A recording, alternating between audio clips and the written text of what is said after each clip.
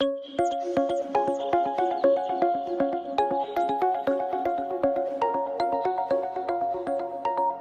hello, everybody. Welcome back to the podcast. This is the Educating All Learners Alliance podcast.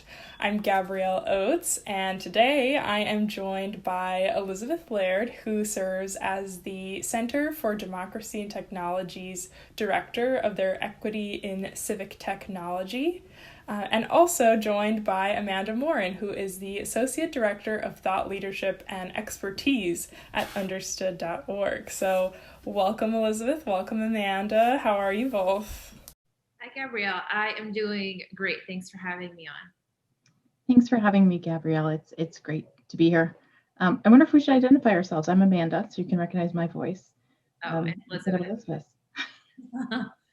Well, how about this? I did want to, as we share with listeners for today, some of the research, recent research from the Center for Democracy and Technology, which we'll call CDT. Great. And thank you for indulging another acronym. I know we none of us need any more of those in our lives, especially in the special education community. So I'm sorry to introduce one more, but thank you. It is much shorter than saying the full name. So I am excited to chat with you today about some research that we've done, and in particular focus on the implications for students with disabilities and special educators. But to do that, I'll step back and just give you a little bit of background on why we did it. So for those of you who have tuned in, you have self-selected because perhaps you care about privacy, but probably more importantly, you care about student safety and well-being. And at CDT, we think part of that means that you're engaging those who have the most at stake in these conversations, who oftentimes have not been a part of them. And so last year, we did some research of parents, teachers, and students, because we found that their voices are really critical, and oftentimes work that's happening when it relates to data and technology and privacy is being done in spite of them, not with and for them. And so we did some research on what their views are toward privacy and data and technology. And one of the things that we found, which I'm excited to share with you, is we found some bright spots. And so one of those bright spots was when we looked at what teachers knew about privacy, what kind of training they were receiving, who they were talking to, were they having these critical conversations with students and with families. That as compared to their peers, we actually found that special educators were doing more of that. And candidly, that was not something we necessarily expected to see. And I've been working on data and technology and privacy for a while, and that dimension isn't one that's been talked about. And I think it matters because I think it speaks to this professional mindset that special educators have of valuing privacy, understanding it's not just an issue of legal compliance, but it's really about protecting and doing what's right for students, especially the most vulnerable. And I think it's also important because it means that most schools have this capacity already. You already have privacy leaders. And oftentimes when you're looking at changing practices, it can feel overwhelming and daunting. But we heard in our focus groups that teachers are already looking to their special educator peers for advice on this. And so in a time when we don't always have good news to share, I'm excited to share that research, and in particular, the leadership role that special educators are playing when it comes to student privacy. Absolutely. There's been some incredible work in the field, and I know similar partners to ELA have recently been sharing that findings of whether that be research from the past year. And so in sharing CDT's research, it's great to know, like you said, that some of those resources in schools, such as special education teachers, are already there. They don't have to search for more information or more support.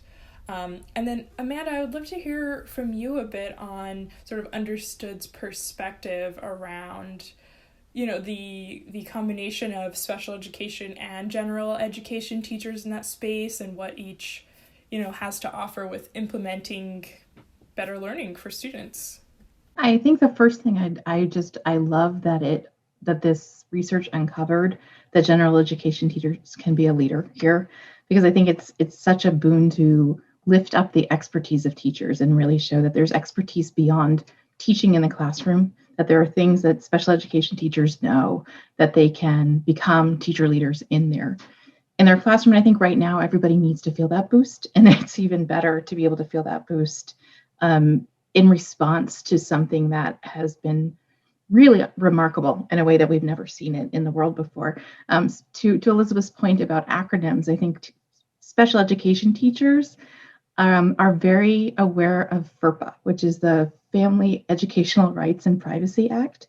And they are using FERPA daily when they do individualized education programs and other acronym IEPs. They're looking to make sure that they're protecting student data. They're very aware of confidentiality and how what is said here stays here. And that changes in a virtual kind of environment, right? Because what is said here is a different here. And I think that here, at Understood, one of the things we want to make sure of is that special educators have the ability to talk to general educators and families about how do we keep kids safe. And I think privacy is less about hiding things and more about protecting kids and data and making sure that it's going and being used in ways that is really supporting learning. And so as we think of the value of prioritizing privacy, what are some of the risks that are posed by not prioritizing FERPA? I think that there, especially in a world where we're looking at virtual learning and virtual teletherapy in particular, when we talk about students who are in special education, there's a risk of sort of exposing their environment or exposing them, depending on where you as a teacher or service provider are providing teletherapy, or where that student is having that come to them in their house, right? So there's a risk of sort of exposing their information in inadvertent ways. You don't always know who's listening. You don't always know who is around. In general education classrooms, there's always the opportunity to sort of take a child aside and have a private conversation. In virtual classrooms, that's not always an option. So teachers have to think twice and a little bit more thoughtfully, not that they're not thoughtful to start with, but more thoughtfully about how am I going to address issues as they come up without disclosing details about accommodations and disabilities that might not be disclosed in other ways. So I think it's about its safety. And I think there are things that we can do to make sure that we are giving kids and families the opportunity to sort of consent. They have choice. I think about privacy in 3 C's, right? It's about consent, context, and choice. And it's making sure that people are consenting to what's happening and what's being exposed around them, that they have choice in when that happens and where that data goes, and that the context around privacy matters. If a student has a parent listening into their teletherapy, it may not be as concerning to their safety as if they have multiple teachers in the teacher's environment listening to their teletherapy at the same time. So you're thinking even for teachers who are in a physical room with other teachers and they're on a teletherapy appointment, even that situation is something to consider. That's a good point. Yeah, and I think that there are some ways to do that. And I think Elizabeth has some thoughts on that too. So I'm going to kick it to Elizabeth. I know she has some great conversation around that. Thank you. And I just wanted to reinforce what Amanda was saying and Gabrielle, your question. And sometimes I think I'm a bad privacy advocate because as much as I care about the law and actually to add to our alphabet soup, we have FERPA. We also have IDEA, which has its own set of privacy requirements. And at the state level, we have almost 130 state student privacy laws. And so as much as I care about not violating the law, I think what Amanda's talking about and what your question is getting at is this is really about what's doing right for students. And something can be perfectly legal. It can even be secure and it could still be a bad idea. And so some of what Amanda's talking about is how do we center students in these conversations, especially those who are different or who have different needs and need to be protected. And, I think about the harms around, bullying or further stigmatizing students and, they're coming to school to help them be the best that they can be.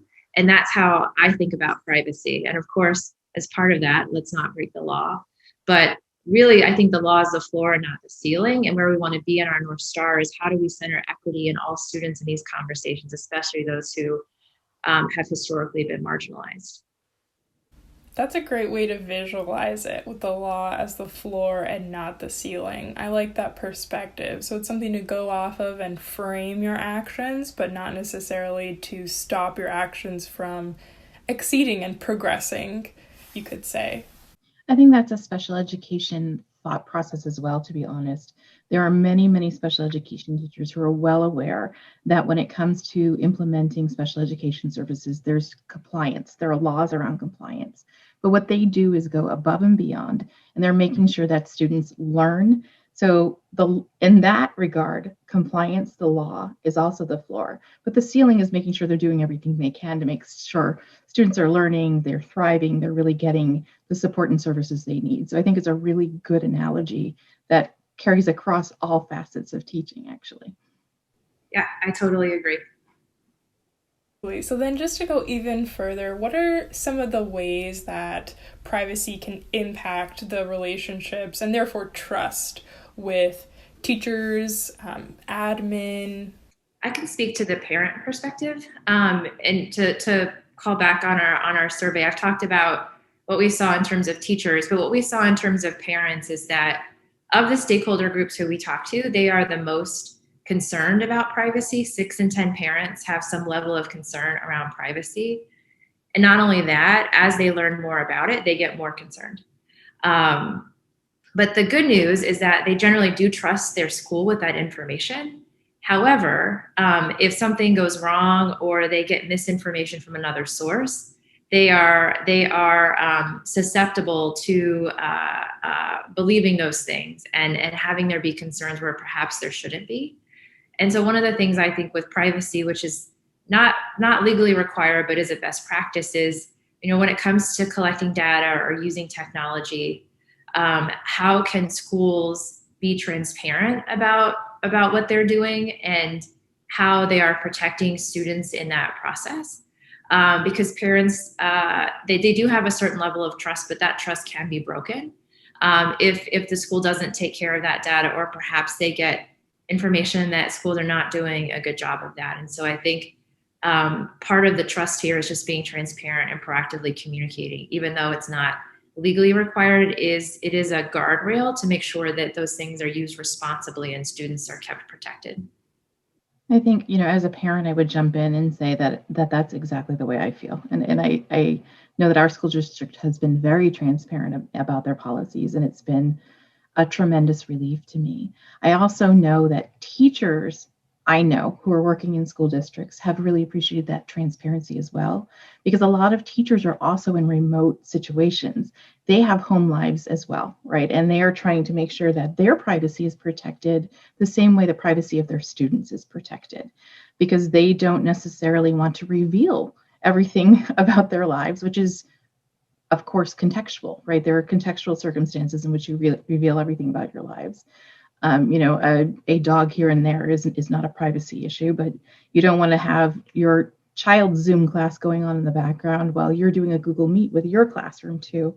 So I think one of the things that really helps administrators and teachers work together is to have an understanding of what protections are in place for everybody in the situation. How are the students being protected? How are teachers being protected? What data is being collected and for what purpose? And I think that in itself is really important. And I know a lot of school districts are working with technology platforms to make sure they understand what data is collected by the technology platform itself and not just through the school district. Because we want to make sure that that data that's being collected is really going back into making sure students are learning. It is being used to support really smart decisions about how we teach, and not just to have that data. Now, outside of the actions that individual teachers could take, do you have recommendations of questions that teachers could ask their schools, or that parents could ask their teachers to know some of these privacy standards that are being upheld? I can speak to the parent equation, because we did a set of focus groups on this very question. And so some of the things that we learned, and we actually produced a guide of questions that parents could go and ask their schools. So perhaps listeners, they can find that on our website at cdt.org. But we found a few things. One is that parents really want to understand and know what their legal rights are, and they want to be empowered to use them, and that there's not always awareness, even though the law that Amanda mentioned, FERPA, is actually from 1974. So it's not a new law, it's anything but a new law. There's still not a lot of awareness around the rights that it affords parents, therefore they're not exercising them. So I think one thing is and through this guide, can help parents do that, but just familiarize yourself with what your legal rights are, but then also, as the law is the floor, not the ceiling, also asking questions about how your school is doing some of the things that we've been talking about. What are their policies? What data are they collecting? How are they keeping it safe? How long are they keeping it? One of the things that we hear fears around is students will accumulate a permanent record that will follow them around. And, what happened to you when you were in first grade will be used by your high school guidance counselor to decide or maybe limit opportunities for you. And so it sounds technical and boring, but actually it's really important, because the way that you address that is you don't keep data forever, or you don't keep data that isn't needed or could be used out of context. So I think when it came to our conversations with parents, they wanted to understand their rights. They wanted to understand what other kinds of questions that they should ask, and also what's a reasonable response, right? Sometimes what a parent may want may not be entirely reasonable, and so explaining why that is. An example is there's a parental right around correcting inaccurate data. Well, you can't say, I think my child's F is wrong, and instead they deserve an A+. That's not a right that parents have. But if there's some kind of inaccuracy, they do. So I think that's part of what we heard from parents, is wanting to know their rights and wanting to know, other kinds of questions about what schools are doing to keep them safe, and what reasonable responses could look like to have a constructive dialogue. What they did not want is someone to tell them the answer. They wanted to know the questions to ask and take that information and then decide for themselves what they think is right for their child. And that's a lot of what privacy is about. It's about not keeping something secret. It's about individuals getting to decide what is shared or not shared about them. And so if you are a parent of a student with a disability, you can totally tell people that. That's your choice. And that's the right we're protecting, and that decision is not made for you by a school or a bureaucracy of which I worked for 5 years. So anyway, so that's what we heard from parents. And I would encourage parents to get involved and ask questions, with the caveat that the burden to protect privacy does not fall on their shoulders. That is a school responsibility with which they are responsible. And so schools should have good answers to these questions. And this is only going to become increasingly important and pertinent for schools. So we really encourage parents and then teachers similarly to ask some of those questions of your schools if you don't already know. And I think the questions that teachers ask can be the same ones that parents are asking. I think sometimes we think there are parent questions and there are teacher questions, but they're actually much closer together than we really think about sometimes. How is it protected? Who has access? Even simple things like, how are we password protecting documents that go out to parents? IEPs, the individualized education programs, there are electronic consent. Parents can consent to have them sent to them electronically, but they still need to be password protected.